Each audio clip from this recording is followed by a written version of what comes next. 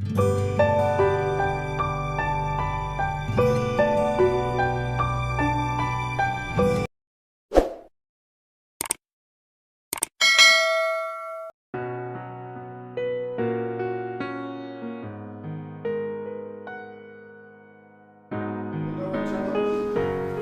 मैं social study से सरकार के प्रमुख अंगों के बारे में जानकारी प्राप्त करेंगे कि सरकार क्या चीज है और इसके कितने अंग होते हैं। तो सबसे पहले यह जाने कि सरकार है क्या चीज। तो इनकी परिभाषा विभिन्न विद्वानों के द्वारा अलग अलग रूप में दी गई है, परंतु सम्मिलित रूप से एक पॉइंट पर आके स्थिर होता है कि सरकार एक विशिष्ट व्यक्तियों का समूह है जो एक निश्चित कार्य के लिए निश्चित विधि के द्वारा शासन करती है। तो वह सरकार है। अब सरकार के अंग कितने हैं? सरकार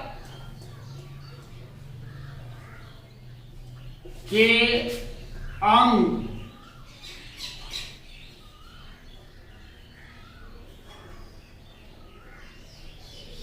और ये सरकार जो होती है कई तरह की होती है।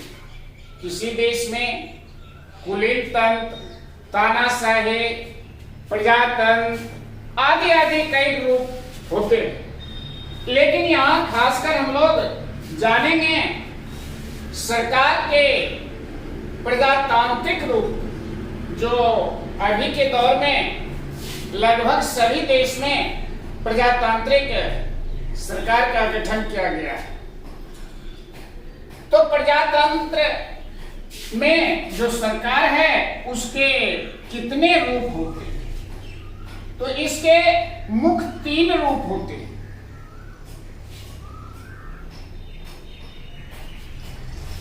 एक को कहा जाता है व्यवस्थापिका,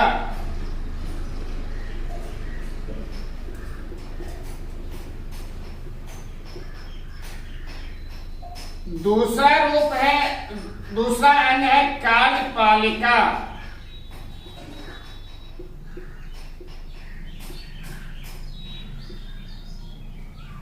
और तीसरा आता है न्यायपालिका।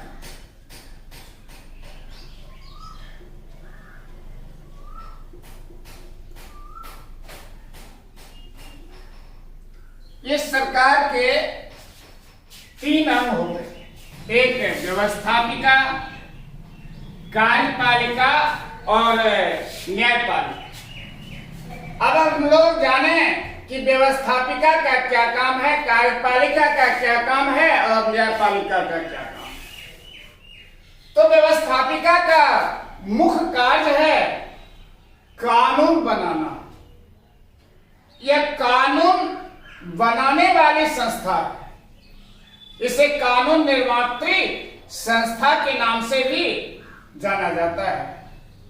तो यह कानून बनाने वाली संस्था है। दूसरा जो अंग है वह है कार्यपालिका।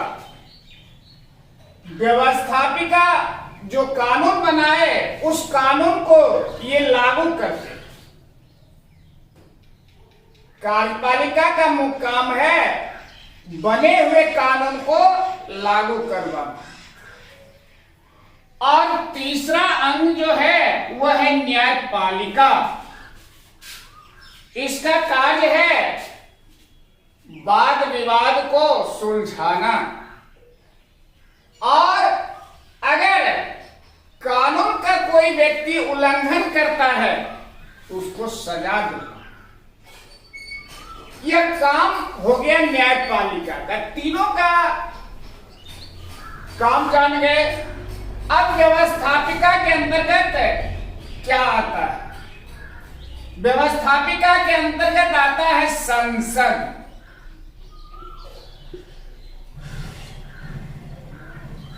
और देश स्तर पर बात हो रही है। और न्यायपालिका के अंतर्गत आता है मंत्री परिषद।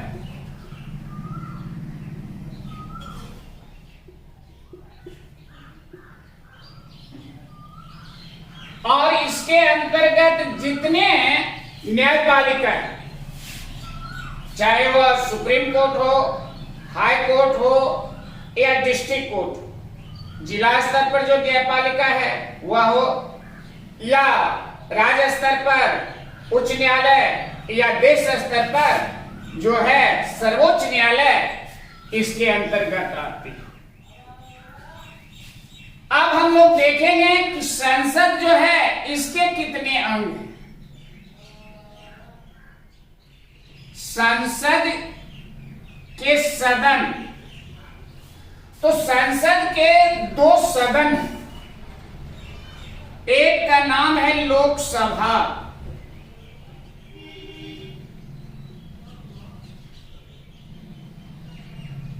दूसरा का नाम है राज्यसभा।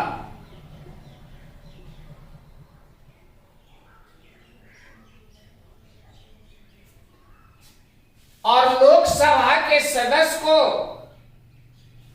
अंग्रेजी में एमपी या मेंबर ऑफ पार्लियामेंट या सांसद कहते हैं। संसद के सदस्य को सांसद कहते। तो संसद के दो सदन हो गए, एक लोकसभा, दूसरा राज्यसभा। और यह जो है जनता द्वारा चुने जाते हैं, जनता के प्रतिनिधि इसमें आते हैं। और राज्यसभा जो है राज्य का प्रतिनिधित्व करता है, इसमें जनता के चुने हुए प्रतिनिधि इसके चुनाव में भाग लेते हैं। उसके बाद मंत्री परिषद, ये 3 प्रकार के मंत्री होते हैं, एक कैबिनेट स्तर के, दूसरा राज्य स्तर के, तीसरा उपमंत्री। और तीसरा न्यायपालिका जो है यह सर्वोच्च न्यायालय,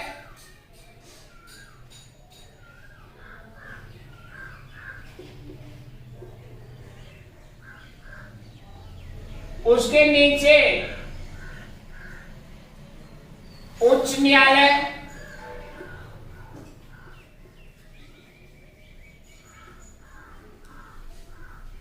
और उसके नीचे आता है जिला न्यायालय।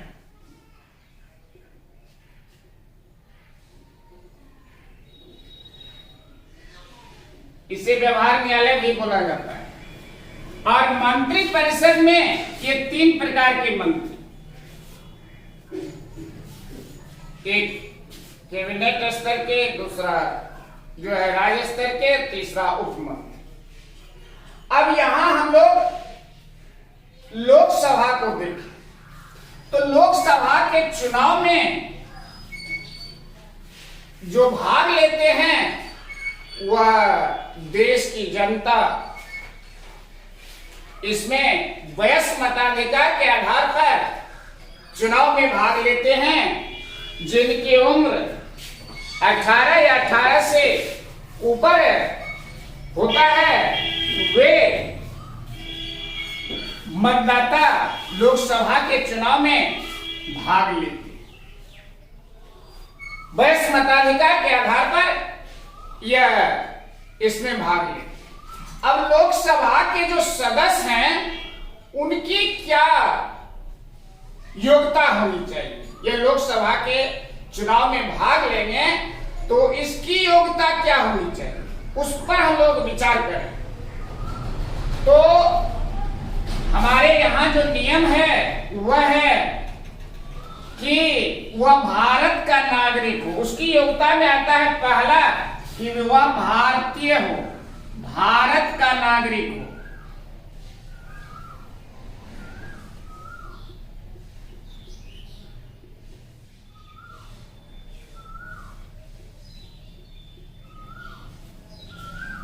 दूसरी योग्यता आती है उनकी उम्र को लेकर। उम्र कम से कम कितनी हो? तो उम्र कम से कम 25 वर्ष।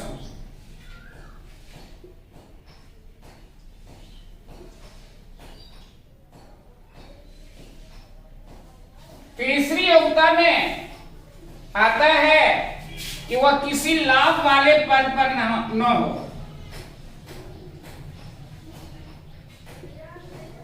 किसी लाभ के पद पर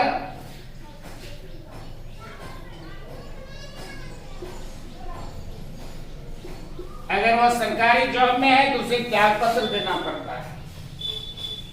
चौथा है कि किसी आपराधिक मामले में वे सजावार न हो।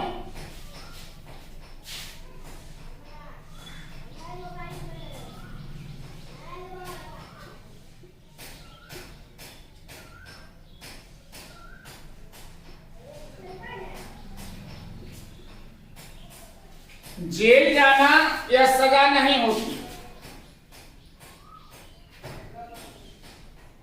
जेल जाने के उपरांत किसी पर आरोप लग गया और उसको पुलिस जेल भेज दिए, फिर जेल से छूट के आ गए तो वह सजावार नहीं हुआ। जब यह न्यायपालिका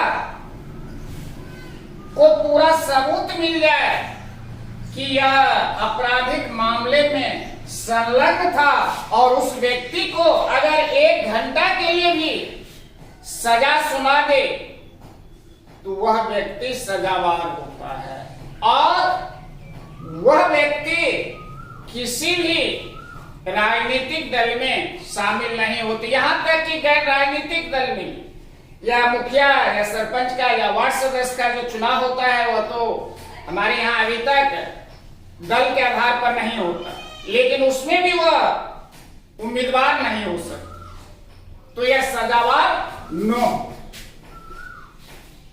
पांचवा और अंतिम जो है पागल या दिवालिया न हो।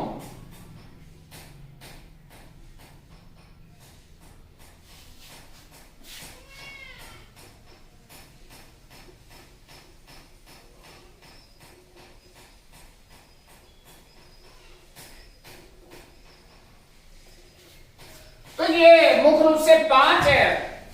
इसकी योग्यता है लोकसभा के सदस्य के जो चुनाव में भाग लेंगे और एक निश्चित अवधि के लिए लोकसभा का चुनाव होता है और यह एक अस्थायी सदन है और राज्यसभा जो है एक अस्थायी सदन है। अगर राज्यसभा में जाएंगे इसके सदस्य का देखेंगे तो सिर्फ या तो होना ही चाहिए, मात्र दूसरा बदल जाएगा, 25 की जगह 30 होनी चाहिए। राज्यसभा के सदस्य के लिए उसकी जो उम्र है कम से कम 30 वर्ष हो और इसके चुनाव में आम जनता भाग नहीं लेते हैं। अब हम लोग देखें कि लोकसभा जो है यह कितने दिनों के लिए चुना जाता है, इसके सदस्य का चुनाव। तो इसके सदस्य का चुनाव होता है 5 वर्षों के लिए। विशेष परिस्थिति में राष्ट्रपति इसके चुनाव को अगले 6 माह तक के लिए बढ़ा सकते हैं। तो संसद के 2 सदन, लोकसभा और राज्यसभा, इसमें एक और जोड़ देंगे राष्ट्रपति को।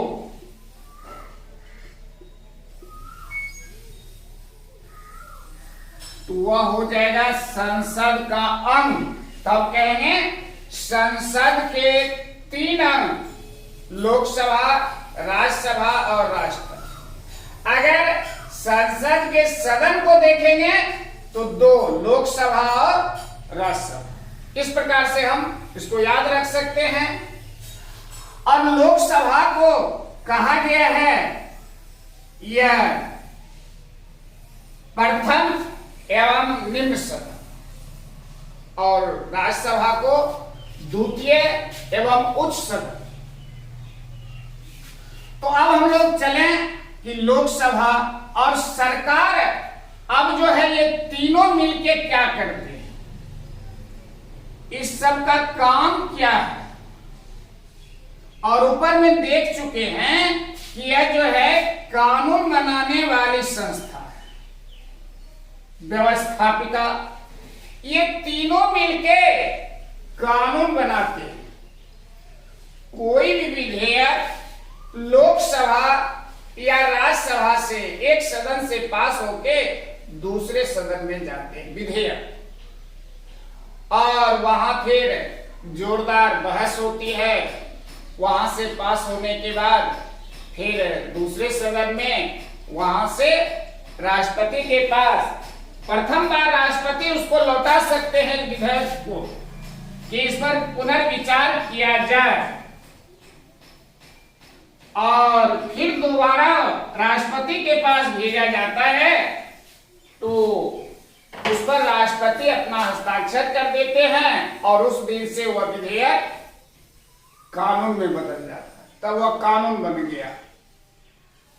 अब लोकसभा और राष्ट्रसभा कानून अब कैसे बनता है इसको देखिए। कानून बनाने की प्रक्रिया क्या है। मान लिया जाए कि किसी विभाग के मंत्री ये लोकसभा में एक विधेयक पेश किए। मान लिया जाए कि रेल मंत्री किसी क्षेत्र के रेलवे विकास के लिए या लोकसभा में विधेयक लाए कि जयपुर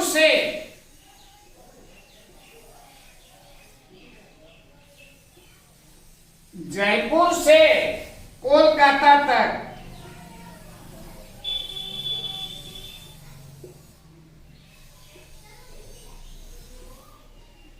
रेलवे का विकास करना।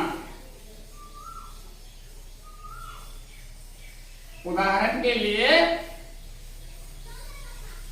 लेते हैं कि जयपुर से कोलकाता तक रेलवे का विकास करना, तो उसके लिए रेलवे का जो मंत्री होंगे वह विधेयक पहले तैयार करें। कितना खर्च आएगा, कितनी दूरी होगी, कौन किस किस क्षेत्र से यह गुजरेगे, इसके लिए पहले से वो बना के तैयार करके रख लेते हैं। जब संसद का सत्र चलता है तो उसमें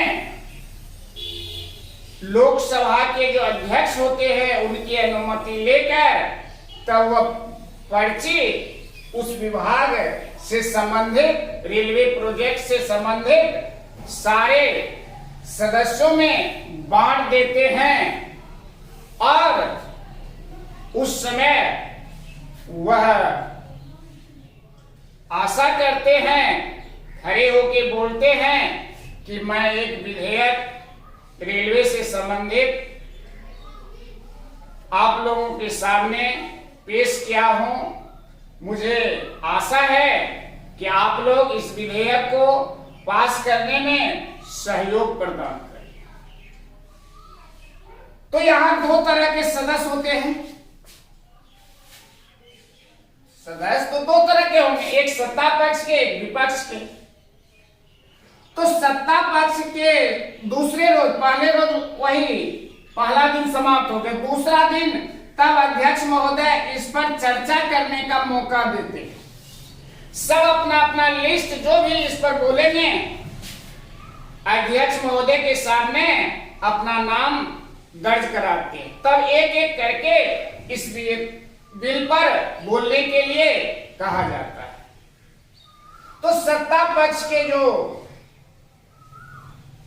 सदस्य होते हैं वह इनका समर्थन करते हैं,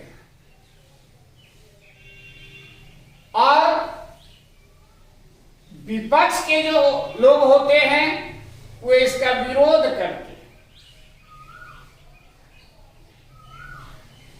उसका काम ही है आज के दौर में विपक्षी का कि विरोध करना, लेकिन ऐसा नहीं होना चाहिए।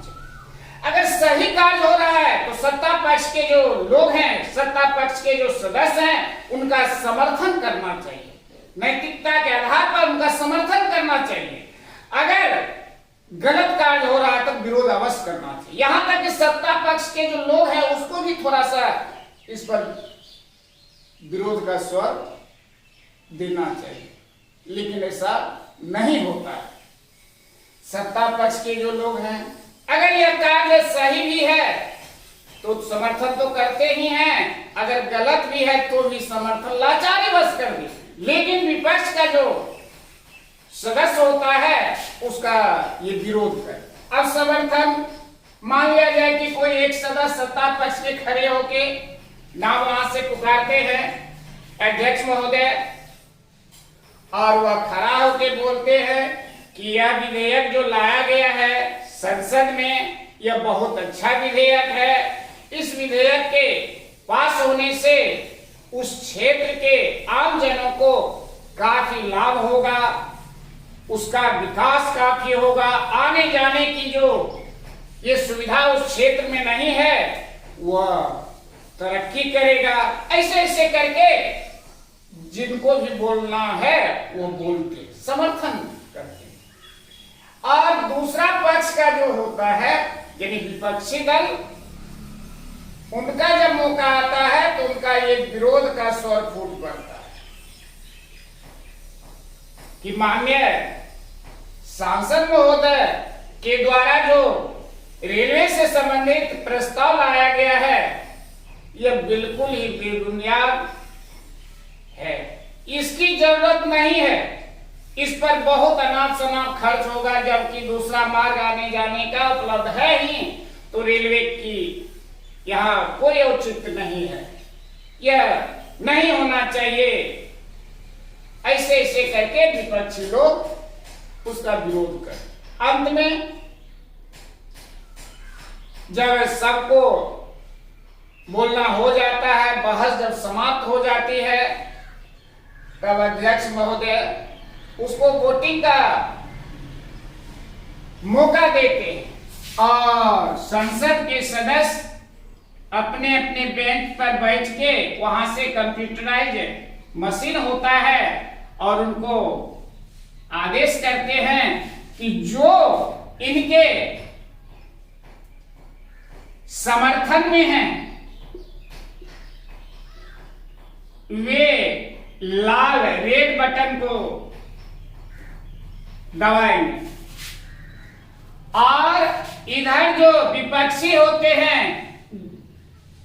उनके लिए जो इसका विरोध करते हैं उनके लिए कहते हैं दूसरा कि यह ब्लू बटन को दबाएंगे। फिर तुरंत वह रीडिंग आ जाता है कि कितने सदस्य इसमें भाग लिए टोटल। अब उसका देखते हैं कि किसका अधिक साथ, विपक्षी का विरोध करने वाले की संख्या अधिक है कि समर्थन करने वाले की संख्या अधिक है। तो देखते हैं कि समर्थन करने वाले की अधिक संख्या और विरोध करने वाले की संख्या कम। तब घोषणा करते हैं कि यह इतने मतों से लोकसभा से विधेयक पास हो गया, इसके विरोध में इतना मत पड़ा। कुछ इसमें भाग नहीं भी लेते। ऐसी भी बात है कि कुछ न्यूट्रल जो सदस्य होते हैं जिसको कोई मतलब नहीं है, वो बगल में जाके कैंटीन में आराम से टीवी पर प्रोग्राम देख रहे हैं कि संसद के हॉल में क्या सब हो रहा है। आराम से वे बहुत कम कीमत पर सरकारी खजाना से उस पर पैसा व्यय होता है, चाय पान नाश्ता वगैरह वगैरह अपना करते हैं। और कुछ इसमें सक्रिय सदस्य जो होते हैं भाग लेते हैं। अगर यह पास हो गया, इसकी संख्या अधिक हो गई, तो यह विधेयक दूसरे सदन में जाता है। मान लिया जाए कि लोकसभा से पास हो गया तो यह राज्यसभा में जाएगा और राज्यसभा को भी उसी तरह से बहस करने का मौका दिया जाता है। इसका सभापतित्व कौन करते हैं? उपराष्ट्रपति। जो उपराष्ट्रपति होते हैं वे इनके सभापति होते हैं, पदेन सभापति। लेकिन इसका अध्यक्ष जो होता है, इनका चुनाव किया जाता है। लोकसभा के सदस्य अपने में से किसी एक व्यक्ति को ये लोकसभा की कार्यवाही सुचारू रूप से हो, इसके लिए अध्यक्ष का चुनाव करते हैं। लेकिन राज्यसभा के सदस्य का ये जो है उसके द्वारा चुनाव नहीं होता। जो देश के उपराष्ट्रपति होते हैं वे राज्यसभा के ये पदेन सभापति, वे सभापतित्व करते हैं। तो फिर इसमें फिर बहस होती है और बहस होने के बाद फिर उसी तरह से, लेकिन इसको वैसे देखा जाए तो मेरे समझ से यह एक निरर्थक बुझाता है, जैसा कि इसको अधिकार कहता है कि यह जो है या तो इसको उसी रूप में पास कर सकता है या 14 दिन तक यह विलंब कर सकता है। 14 दिन तक कि लोग के इस प्रस्ताव को यहां से जो आया राज्यसभा में इसको रख सकता है, और 14 दिन के बाद या 14 दिन के अंदर वह भेज दिए यहां से, तब वह राष्ट्रपति के पास। अगर यह 14 दिन तक नहीं भेजे तो 15वां दिन तक ऑटोमेटिक स्वतः राज्यसभा से पास समझा जाता है। तो यहां तक यह विधेयक अब फिर तब राष्ट्रपति के पास पहुंचा। उस विधेयक की प्रति राष्ट्रपति के पास, और राष्ट्रपति पुनर्विचार के लिए इसको एक बार लौटा सकते हैं कि फिर आप लोग विचार करें, नहीं तो यह उसी समय हस्ताक्षर अपना कर दे। दोबारा या फिर यहां से पास हो गए, फिर यहां राष्ट्रपति के पास जाएंगे तो राष्ट्रपति दोबारा इसको रिटर्न नहीं कर सकते। उनको हस्ताक्षर करना ही है और बाध्य हो जाते हैं राष्ट्रपति दोबारा। जब यह पास होते जाता है तो उस विधेयक पर राष्ट्रपति हस्ताक्षर अपना मुहर लगा ही देते हैं और वह विधेयक कानून बन गया। तो यह काम है व्यवस्थापिका का। तो कानून इस प्रकार से बनता है। अब प्रजातंत्र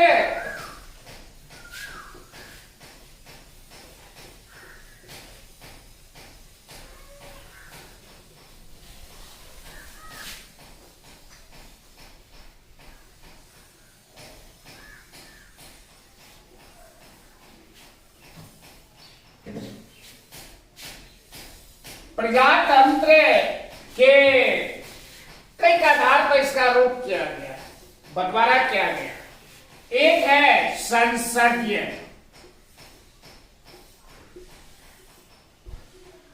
दूसरा है अध्यक्षात्मक,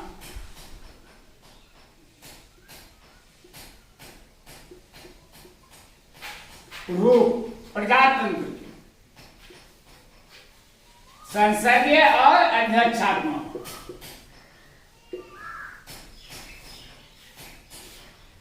तो संसदीय और अध्यक्षात्मक को हम लोग समझें कि क्या है।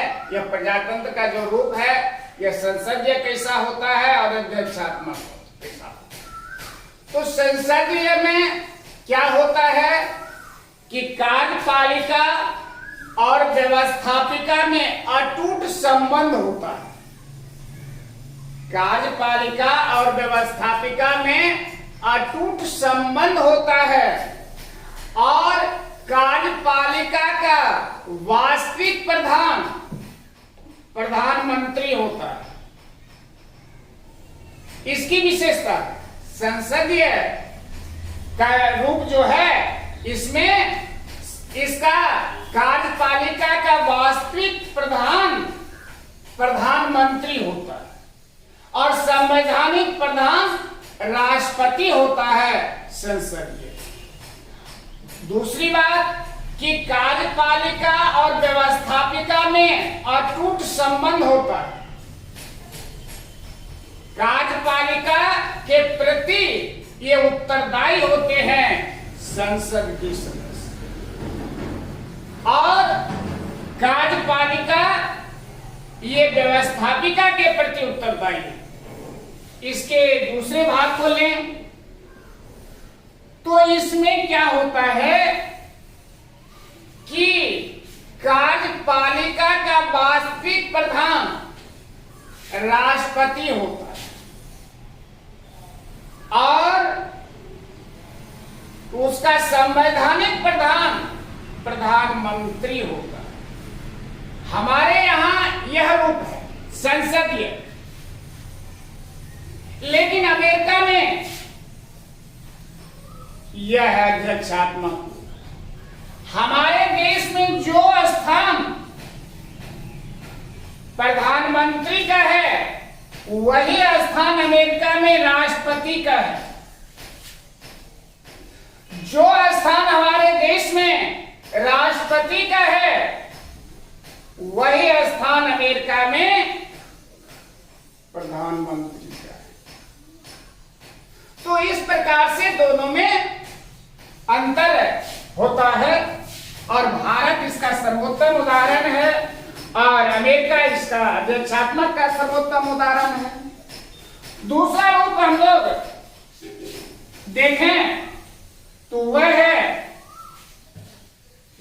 एक संघात्मक और दूसरा एकात्मक। पहले एकात्मक को देखें।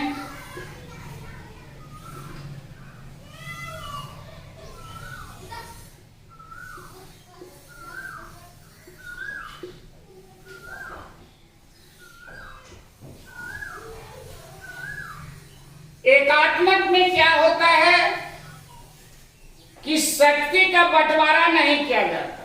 सरकार एक ही स्तर पर होती है, केंद्र स्तर पर ही, और पूरे देश का शासन वही एक प्रकार की जो एक स्तर की जो सरकार है वही चलाती है। इसमें शक्ति का बंटवारा नहीं होता और शक्ति का बंटवारा, शक्ति का पृथक्करण जो है वो उसका बंटवारा जो किया गया तीन रूप में हम लोग जान रहे हैं, संघ सूची, राज सूची और समवर्ती सूची। कुछ विषय को संघ सूची के अंतर्गत रखा गया है, कुछ को राज सूची के अंतर्गत और कुछ समवर्ती सूची का। तो संघ सूची जो है उस सूची पर केंद्र की जो सरकार है वह कानून बनाती है। राज्य सूची के जो विषय हैं उस पर इकाई की सरकार अर्थात प्रदेश की सरकार या राज्य की सरकार कहो वह कानून बनाती। और समवर्ती सूची जो है उस पर अधिकार दोनों को मिला हुआ है। संघ की सरकार को या देश की सरकार कह सकते हैं और राज्य की सरकार। लेकिन थोड़ा सा इस पर अंतर आता है उस स्थिति में जब एक ही विषय का सूची है और वह समवर्ती सूची के अंतर्गत है। तो समवर्ती सूची में तो दोनों को, राज्य सरकार और केंद्र की सरकार, दोनों का अधिकार है कानून बनाने का। समवर्ती सूची में, समवर्ती सूची के अंतर्गत जो है दोनों इस पर कानून बना सकते हैं। परंतु जब एक ही समय समवर्ती सूची पर दोनों कानून बनाने लग जाए, राज्य सरकार और केंद्र सरकार एक ही समय एक ही विषय पर, तो उस स्थिति में केंद्र सरकार अधिक शक्तिशाली हो जाते हैं। इसका बनाया हुआ कानून मान्य होता है, इसका बनाया हुआ कानून अमान्य होता है। तो यह समवर्ती सूची में देखें। अब यह एकात्मक, तो एक ही स्तर से पूरे देश का काम चल रहा है। जैसे ब्रिटेन और श्रीलंका, इसमें एकात्मक रूप है, प्रजातंत्र का एकात्मक रूप है। और दूसरा है संघात्मक, इसमें दो स्तर पर सरकार बनती है, एक केंद्र स्तर पर और दूसरी राज्य स्तर। जैसे हमारे यहाँ है, एक केंद्र में सरकार है, भारत सरकार, और दूसरी हर राज्य में सरकार है। तो यह संघात्मक का रूप होता है, इसमें शक्ति का बंटवारा किया रहता है, इसमें शक्ति का बंटवारा किया हुआ नहीं रहता। बांटने वाला कोई रहेगा तब ना बांटेगा, तो बांटने वाला है ही नहीं। इसमें तो दो स्तर पर हो गई सरकार, तो बंटवारा तो होगा, शक्ति का, पावर का बंटवारा किया जाएगा। तो यह संघात्मक में यह होता है। जैसे हमारे दो स्तर पर सरकार है और बहुत से देश में है, तो वहां जहां ये दो स्तर पर सरकार बनती है, वहां प्रजातंत्र का संघात्मक रूप देखने को मिलता है। तो यह हम लोग सरकार के अंग, सरकार के रूप आदि आदि को देखें। पुनः हम लोग अगले वीडियो में समयानुसार फिर इस पर बचे हुए भाग का चर्चा करेंगे। बस इसी के साथ जय हिंद बच्चों।